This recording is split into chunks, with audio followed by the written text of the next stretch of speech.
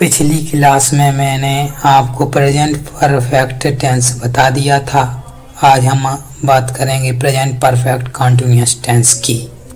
अगर हम present perfect continuous tense को हिंदी में डिफाइन करें तो वाक्य के अंत में रहा है, रही है, रहे हैं, आते हैं और समय भी दिया रहता है।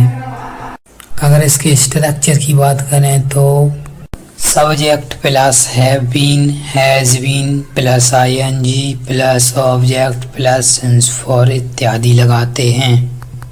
चलिए इसके कुछ एग्जांपल से देखते हैं। पहला एग्जांपल है तुम सुबह से खेल रहे हो। You have been playing since morning. अच्छा, हैव बीन का प्रयोग क्यों किया गया है, हैज बीन का प्रयोग क्यों नहीं किया गया है? इसलिए क्योंकि प्लूरल नाउन के साथ हैव बीन का प्रयोग करते हैं और सिंगुलर नाउन के साथ हैज बीन का प्रयोग करते हैं, इसलिए हैव बीन का प्रयोग किया गया है। अच्छा, प्लूरल नाउन क्या है?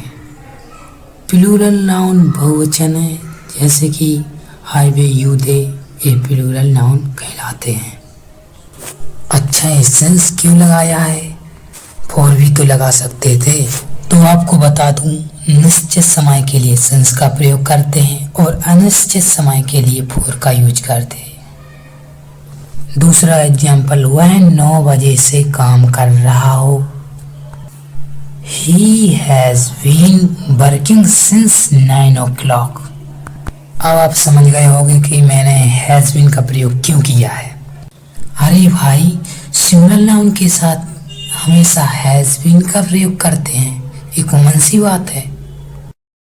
अगर हम नेगेटिव सेंटेंस की बात करें तो पहले एग्जाम्पल की ओर, पहला एग्जाम्पल है अपना, तुम सुबह से नहीं खेल रहे हो। You have not been playing since morning.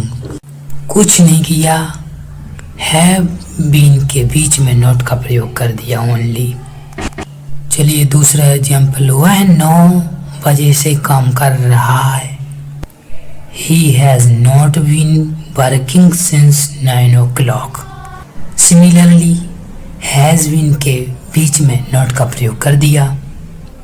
Interrogative sentence, first example, क्यों तुम सुबह से खेल रही हो? Have you been playing since morning?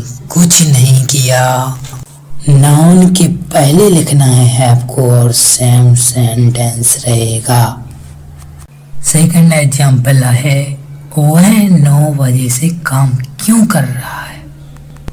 तो इसमें भी सेम रहेगा। Why has he been working since 9 o'clock?